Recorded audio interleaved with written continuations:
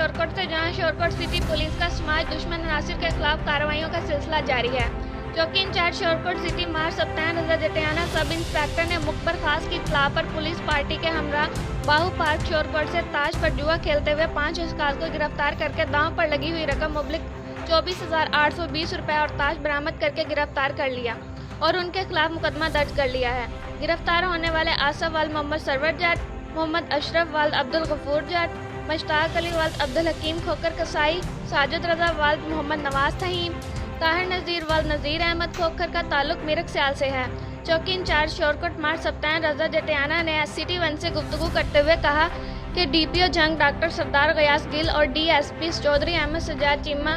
की खुसूसी हदायत पर समाज दुश्मन नासिर के खिलाफ क्रैकडाउन का सिलसिला जारी है।